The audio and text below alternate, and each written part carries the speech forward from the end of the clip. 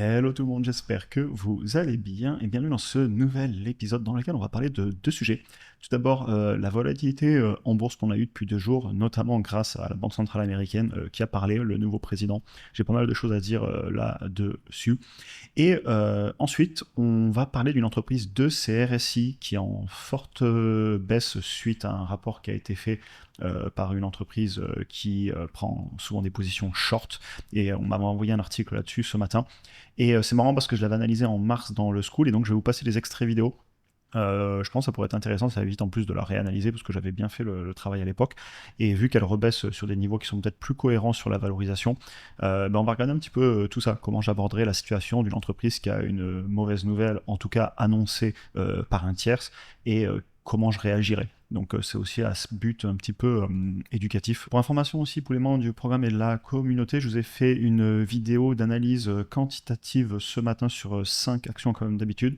Et pour ceux qui veulent nous rejoindre pour avoir accès à des vidéos en plus, des posts que je fais au quotidien, etc., dans une communauté sans engagement, et ben n'hésitez pas, c'est vraiment mon carnet de bord d'investisseur, ça fait bientôt 1 an où je poste tous les jours. Et c'est sans engagement en plus, donc ça permet de découvrir le travail sans trop de friction, de risque. Et pour ceux qui veulent la formation, vous pouvez aussi l'avoir avec l'accès pour 1 an, ce qui vous donne du coup aussi 1 an de communauté, et vous conservez la formation au bout d'1 an. Évidemment, comme d'habitude, j'ai en aucun cas de conseil d'investissement, et on attaque avec la vidéo. Alors, volatilité en bourse, j'ai écrit merci à la Banque centrale parce que ça nous a fait bouger sur 2 jours. Évidemment, je dis ça avec un petit peu d'humour, la volatilité sur le court terme. On sait qu'elle existe en bourse, c'est tout à fait normal. Et maintenant, qu'en est-il de cette nouvelle Fed? Alors, déjà, première information, pas de baisse ni de hausse des taux qui ont été annoncés hier. Vous avez ici la phrase officielle, je peux aussi vous montrer le document directement téléchargeable, le FOMC, le document du FOMC meeting téléchargeable sur le site internet. Vous l'avez ici. Et il y a aussi le summary, donc qui va vous montrer les votes, notamment de tous les membres, parce qu'ils sont plusieurs membres à voter au bureau, et c'est une décision qui se prenne à plusieurs. Et vous voyez qu'il nous prévoit globalement pour la majorité, c'est ici, excusez-moi, je viens de trouver, pas de hausse ni de baisse des taux pour cette année. Vous voyez le plus grand nombre de votes, et vous avez quand même une seule personne qui vote pour une baisse des taux cette année, probablement le président lui-même, même si on ne peut pas le savoir, et pas mal de personnes qui votent pour 1 voire 2 hausses de taux, et une seule personne pour 3 hausses de taux. Donc voilà un petit peu pour la situation. Maintenant, la réunion de la Fed, elle a eu lieu avec le pétrole qui est en chute, puisque le conflit au Moyen-Orient a l'air de prendre une direction où il réouvrirait le détroit d'Ormuz, donc ça rassure les marchés. Ici vous avez le pétrole qui a bien baissé, donc évidemment c'est hyper important pour l'inflation. Vous avez du coup, en parlant d'inflation, le core inflation, donc l'inflation dans laquelle on ne met pas l'alimentation et l'énergie, qui elle est quand même en hausse, on ne peut pas dire le contraire. On est à 2,9% ici sur le core inflation, en hausse, donc forcément, évidemment c'est pas des taux comme on a vu à l'époque de 6%, mais ça repart. Donc la Fed est prudente là-dessus, la Banque centrale américaine. L'emploi, je vous l'ai déjà montré plein de fois sur YouTube, qui se dégrade dans le sens qu'on est sur des niveaux qu'on n'a pas vus depuis 2017, si on enlève la partie pandémie, où évidemment il y avait eu beaucoup de chômage pendant quelques mois. Donc c'est des niveaux toujours acceptables. Et vous avez l'immobilier qui souffre, il en parle dans la conférence, il le dit, oui, pour l'immobilier, il est certainement trop restrictif au niveau des taux, mais pour le reste, pas forcément. En tout cas, c'est sa vision des choses.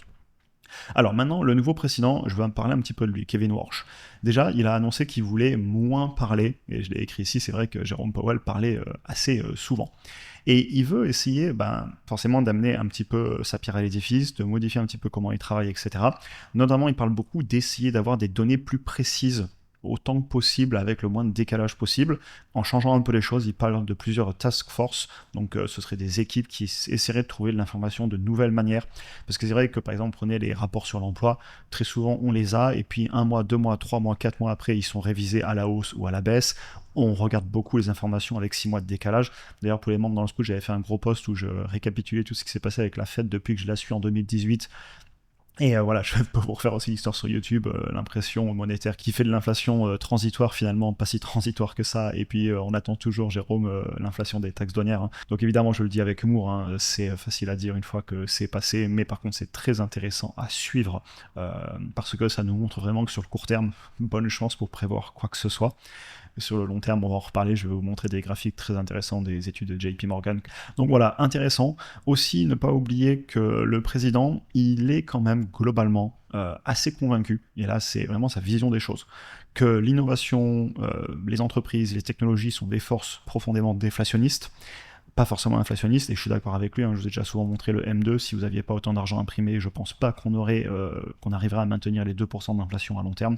Même récemment, on regardait les graphiques, là on est à coût de 80 milliards, 120 milliards, 100 milliards par-ci par-là, ces impressions monétaires absolument énormes, donc je reste investi, on en a déjà parlé. Et par contre, ce président, il est tout à fait OK à des baisses de taux, si besoin.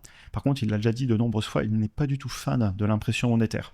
Et là, j'ai envie de lui dire, je comprends, parce que c'est terrible, parce que si on n'est pas investi, c'est le combat du début de la chaîne que j'avais, on se fait détruire par l'inflation. Et voilà, c'est un combat que j'ai, parce que ça me saoule un peu de voir que si on n'a pas les connaissances, et on vit, nous, tous ensemble sur YouTube, dans la communauté, etc., dans un microcosme, dans un petit monde de gens où on a un peu commencé à étudier tout ça. Mais voilà, les personnes qui sont hélas restées en cash, c'est terrible. Les taux d'inflation, je vous les ai déjà montrés, on a tapé les 9% pendant des mois et des mois dans plein de zones géographiques. Donc c'est mon combat du début de la chaîne, et je lui dis bonne chance, parce que arrêtez l'impression monétaire quand vous voyez les déficits. D'ailleurs, vous avez ici une photo que je vous ai mis, on peut aller voir le rapport de JP Morgan, tiens. Vous voyez, 1853 milliards de déficit prévu sur le budget fédéral américain en 2026. Il va falloir le financer avec de la dette, il faut rembourser les intérêts de la dette. Les taux obligataires montent, je ne vais pas vous les montrer aujourd'hui, je veux pas que la vidéo soit trop longue, vous pouvez les retrouver facilement, le 10 ans, le 30 ans. Et il y a un moment, il va falloir agir, parce que je ris jaune parce que c'est très triste, mais ça risque d'imprimer massivement. C'est déjà reparti, d'ailleurs, ça risque. C'est parti jusqu'à nouvel ordre. Il devait réimprimer en décembre. Alors, c'est marrant parce qu'en octobre, oui, on réimprimera pas, blablabla. Discours de la Fed, droit dans ses bottes, non, on sera fort. 2 mois plus tard, ah non, finalement, on va imprimer jusqu'à nouvel ordre au minimum 60 milliards. On était à 120 milliards le mois dernier. Voilà, ça c'est dit. Et les cycles, ici, vous avez, je vais vous le mettre en rouge, les tendances long terme sur les taux. Hop là, ça monte, ça baisse, ça monte, ça baisse. On en avait parlé beaucoup en live dans la communauté aussi, en long, en large et en travers de ce rapport très intéressant. Et là, vous avez des rumeurs en ce moment que les taux vont repartir à la hausse. Peut-être. Personnellement, j'ai plutôt tendance à tracer ça. Le problème, j'ai tracé, pour ceux qui m'écouteraient sans avoir la vidéo, j'ai tracé à une baisse des taux. Par contre, ça peut faire du surplace avant de baisser. C'est pas impossible, regardez ici à l'écran, vous avez eu du surplace avant que ça rebaisse, des fois ça baisse pas jusqu'à 0, ça repart. Bien malin celui qui sait. Par contre, les tendances long terme, on le sait, impression monétaire, création d'inflation, on monte les taux, on a détruit la monnaie. Si on remonte trop les taux, on crée un ralentissement économique, voire une récession, logique, puisqu'en même temps on veut arrêter la demande pour faire ralentir l'économie qui a surchauffé, et on répète les cycles, on détruit la monnaie. Je pense que j'ai assez raconté ma petite histoire, j'en parle assez souvent parce que c'est juste trop important, et c'est des leçons, notamment très difficile de contrôler le court terme et de comprendre le court terme. Par contre, le long terme, la tendance elle est claire pour moi, et je reste investi, puis il suffit de regarder un indice boursier et vous avez la tendance. On passe sur 2 CRSI, donc entreprise là qui était en forte baisse, je vais vous montrer le graphique, c'est AL2SI le nom, et elle m'a été proposée par un membre en mars, le 4 mars on l'avait analysé, c'était ici, elle était autour des, exactement ici, je crois dans les 25 à peu près, et alors j'étais sur une valorisation qui était déjà trop cher, c'était du 18 max, et je vais vous reparler de mes hypothèses, parce que c'était des hypothèses qui étaient pas si conservatrices que ça, notamment sur la croissance du chiffre d'affaires, qui était dure à déterminer, parce que c'était une petite boîte, il fallait écouter la direction, etc. Donc là, ce que je vais faire, c'est que je vais vous résumer un peu la situation, comment j'aborderai une situation dans une telle baisse, c'est à but éducatif. L'idée, c'est pas de ressortir X, Y ou Z entreprises. D'ailleurs, j'analyse 5 entreprises par semaine, on a fait énormément, et je ressors pas toutes les analyses de toutes les entreprises faites dans le school, il y en a tellement, et là, je la ressors vraiment à but éducatif. Et aussi parce que c'est pas en mode pour défoncer l'entreprise, vous allez le voir quand vous allez écouter les extraits, c'est plutôt il y a des questions à se poser avant d'investir et essayer de faire du rationnel. Et je trouve ça très intéressant. Dites-moi d'ailleurs si ça vous plaît ce genre de passage, parce que ça va être super long du coup la vidéo, je pense qu'elle va être plus longue que d'habitude, mais je serais curieux de savoir si c'est le genre de choses qui vous plaît, c'est une tentative, j'ai jamais fait ça. Bref, on m'envoyait ce matin un article ici sur Zone Bourse, d'ailleurs super site internet pour ceux qui l'utilisent en français. Et donc globalement, si vous lisez, donc c'est une entreprise, ce qu'on appelle un short report, qui était short, donc parié à la baisse, et qui a annoncé notamment que pour eux, ils soupçonnent qu'une grosse partie des revenus et des annonces de contrats faits par l'entreprise de CRSI reposeraient sur une présentation gravement trompeuse de la réalité orchestrée via des parties liées non divulguées. Je vous laisserai lire tout le rapport, mais en gros, ils remettent en doute le chiffre d'affaires, la croissance du chiffre d'affaires et la direction. Ils lisaient l'article en entier. Et j'ai trouvé ça hyper intéressant parce que à l'époque, vous allez écouter dans les extraits, je parlais justement de se convaincre de la croissance du chiffre d'affaires, que même moi, en regardant juste les chiffres, j'avais du mal à le comprendre. Aussi la rentabilité, il y avait peu de données. Et quand on est sur des toutes petites capitalisations boursières, vous le verrez dans l'extrait, ce que je dis, c'est on ne peut pas juste faire une projection comme ça. On peut déterminer, dégrossir ce que j'appelle un prix où on commence à s'intéresser au dossier, ce qui n'était pas le cas, parce qu'elle cotait à 25 et avant 18, je m'y intéressais pas forcément parce que même en faisant un dégrossissage, elle était trop chère. Là, elle rebaisse et si elle vient à un niveau intéressant et que le short report est abusé, il y a peut-être un truc à faire. Donc voilà, c'est pour ça que je vous fais cette vidéo. Du coup, dans ces moments-là, qu'est-ce que je fais? Par exemple, si j'ai acheté la hausse, je sais pas, à 30, 40, 50, 25, et qu'on est en train de rebaisser. Première chose à faire pour gérer et revenir au rationnel si on est en panique parce qu'il y a une baisse, ressortir notre analyse écrite. Je ne sais pas si quelqu'un est dans cette situation, mais moi, ça m'est déjà arrivé d'avoir des entreprises en baisse. Vous le savez, vous voyez mes vidéos YouTube, j'ai des entreprises des fois dans le rouge. Qu'est-ce que je fais? Sur YouTube, je ressors l'analyse. Est-ce qu'on est en train de faire le chiffre d'affaires prévu? Est-ce qu'on est en train de faire les marges prévues pour rester rationnel? Et d'ailleurs, dans ce cas-là, justement, très intéressant, vous voyez les taux de croissance que j'ai mis, et là je vous les ai soulignés en rouge, en petit sur la photo. Sans convaincre, notamment après ce short report, qu'elles auront bien lieu. Je m'étais mis à 30% cette année parce que c'était ce qui était annoncé par la direction, et ensuite j'avais fait fortement ralentir parce que j'avais très peu de visuels. Du coup, étape 1 pour moi, ce serait de ressortir le fichier, et évidemment écouter le qualitatif. Est-ce qu'on a écouté la direction? Est-ce qu'on a fait ses recherches? Savoir pourquoi on l'achète, l'écrire noir sur blanc. Et maintenant que ça a corrigé, je ferai quoi? Et ben là, je pars du principe, imaginons, je viens de vous faire le passage où on aurait acheté, on veut vérifier qu'on a eu raison d'acheter à l'époque, on ressort son analyse. Maintenant, l'autre cas, qui est peut-être le vôtre si vous regardez cette vidéo ou si vous n'avez pas encore acheté, et ben, qu'est-ce que je ferai en cas de forte baisse comme ça? Bah, tout simplement, je vais faire un petit peu comme d'habitude. Écouter la direction, faire des projections, moi-même, écrire mes convictions, prendre mon temps, ne pas réagir émotionnellement à un article. Où est l'entreprise, quels sont les prochains résultats, quand est-ce qu'ils arrivent, peut-être que je patiente un petit peu pour écouter les résultats.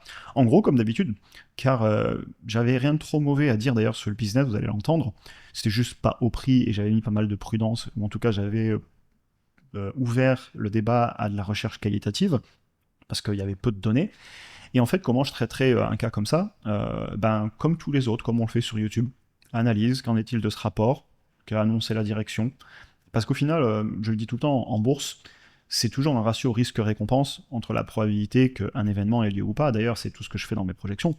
Est-ce que, globalement, l'entreprise en 2028 aura tant de chiffre d'affaires, en 2031, tant de chiffre d'affaires, tant de marge? Est-ce que le marché me payera tel prix? Quel sera le nombre d'actions en circulation? Et ensuite, dans le temps, dans 6 mois, dans 1 an, dans 2 ans, dans 5 ans, on garde tous les fichiers et on fait simplement le suivi pour rester rationnel.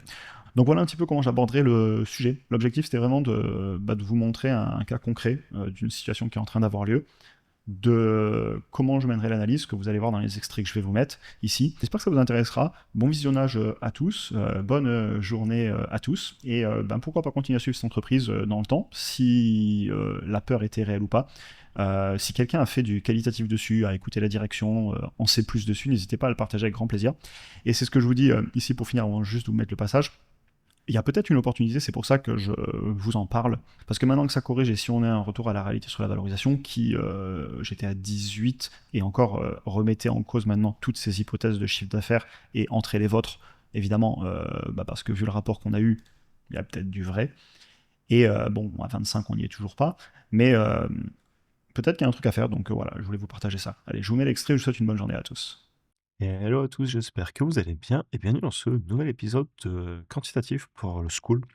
Dans cette vidéo, on va passer sur 5 entreprises qui ont l'air d'être tous sur des secteurs un petit peu différents, à savoir Entech.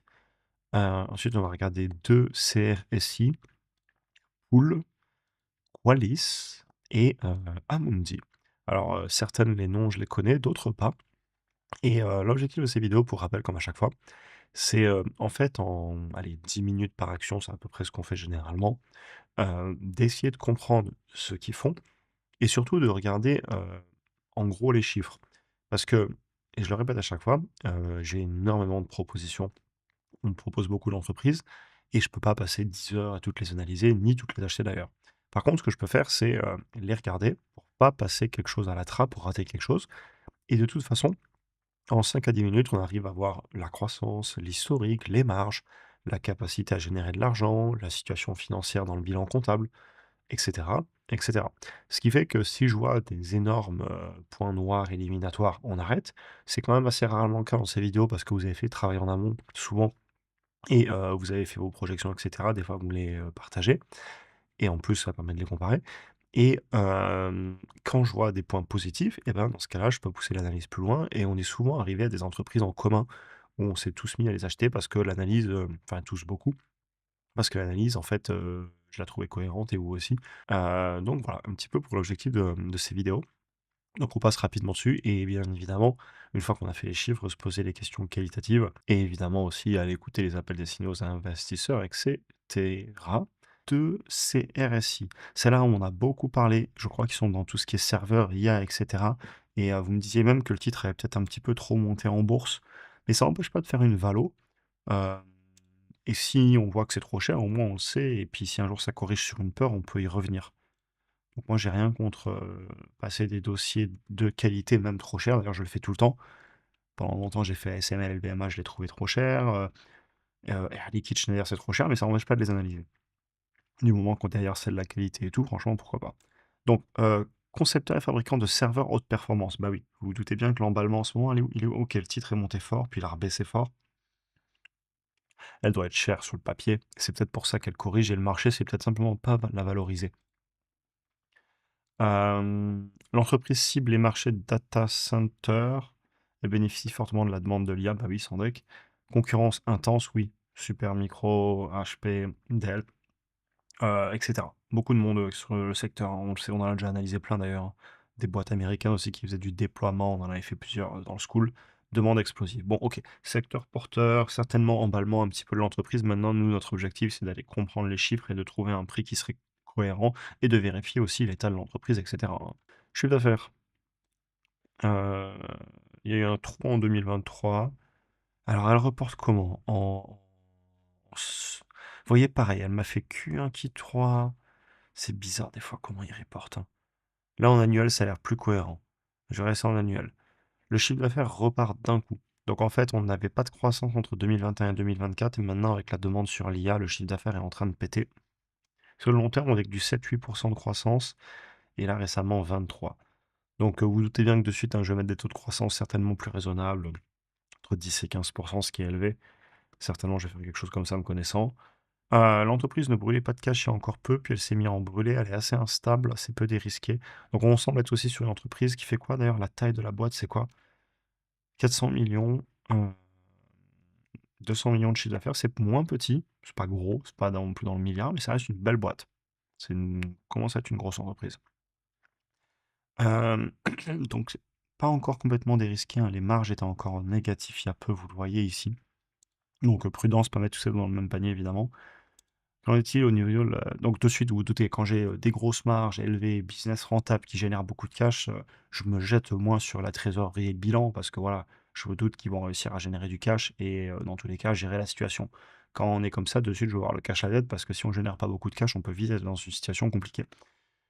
Ils ont l'air d'avoir remboursé de la dette, donc ils devaient en avoir. Les free cash flow, je les ai affichés ici, mais c'est très faible, hein, des 9 000 000, 8 000 000, 300 000, des petits montants.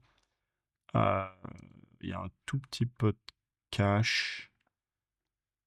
Heu, alors la dette a énormément baissé, donc elle était très, très, très, très, très élevée et là, bah, vous voyez, on a 1 million de cash, pas de free cash flow pour 10 millions de dettes, hein, c'est à noter. C'est pas dérisqué, hein. Je pense que l'entreprise est partie un peu sur un engouement, hem et puis vous voyez, même elle s'est mise à monter d'un coup à ce moment-là. Elle était où à l'époque? Elle était plus haute ou pas? Ouais, elle était beaucoup plus haute à l'époque. On est vraiment sur un scénario d'une entreprise qui a eu une longue traversée du désert depuis son entrée en bourse, tout simplement parce qu'elle gagne pas d'argent, il n'y avait pas beaucoup de croissance. Je vais vous le remontrer. Et d'un coup, elle est ressortie du chapeau et il y avait pas de croissance 2021-2024 et d'un coup, elle est ressortie du chapeau parce que, IA, il suffit qu'ils aient 1 ou 2 gros contrats et qu'il y a un emballement sur le secteur pour qu'elle se refasse valoriser.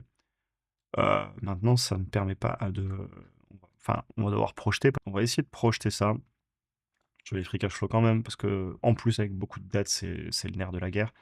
Ce genre de business, c'est des marges entre 10 et 20 max. Il y a beaucoup de concurrence. C'est pas non plus des marges énormes. On n'est pas non plus sur du logiciel ou quoi. 12,5. Euh, je vais poser la même question euh, avec cette entreprise, voir si la direction a dit quelque chose de CRSI va lire les documents officiels. Et 300 millions dans l'ensemble de l'exercice de cette année. Bon, c'est pas dur, on est à 220. Ok, 2026-2027. Donc la direction ne nous donne pas plus que 300 millions d'ici la fin de l'année et rentable. Ok. Donc ça fait 30% de croissance et ensuite on n'a pas d'infos. Bah, si on n'a pas d'infos, moi je vais mettre 10-12%. Je vais être très prudent, euh, comme vous le savez. Parce qu'en fait, quand j'ai pas de visu et en plus j'ai pas d'historique, ok, ils feront peut-être beaucoup mieux, mais tant mieux, dans ce cas, ce sera une bonne affaire pour moi. Par contre, ils nous ont dit cette année, hein, puis on est déjà à 220 millions, donc aller chercher un 286, ça ne m'étonne pas, et qui deviendrait rentable. Moi, je les mets à 12,5 sur le long terme de marge, quelque chose qui est tout à fait atteignable. Je vais clairement demander un petit peu de marge de sécurité, parce que c'est pas dérisqué du tout. Vous avez bien vu, il y a 10 fois plus de dettes que de cash. Mais bon, s'ils commencent à en générer du cash, ça ira mieux. Et combien je paye ça?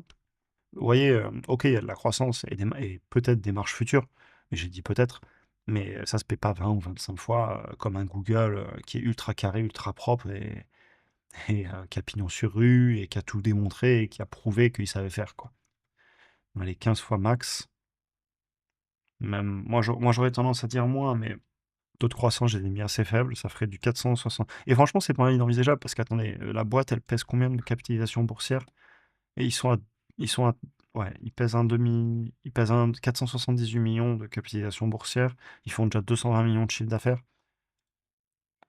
Ah, ça les fait quand même doubler le chiffre d'affaires plus que doubler le chiffre d'affaires en 5 ans, c'est beaucoup, hein. J'ai envie de ralentir un peu les croissances, hein. Mais non, c'est une grosse croissance cette année, hein. Pas de rachat d'actions, est-ce qu'ils diluent? Hmm. Ils ont dilué, mais ils ne diluent plus. Je vais leur laisser le bénéfice du doute, je vais les laisser à 0. Je demande 10% par an, je pourrais demander plus, ça ferait du 18. Je pourrais peut-être monter un peu les marges. Non, je vais les laisser là. 18. On a cote à combien?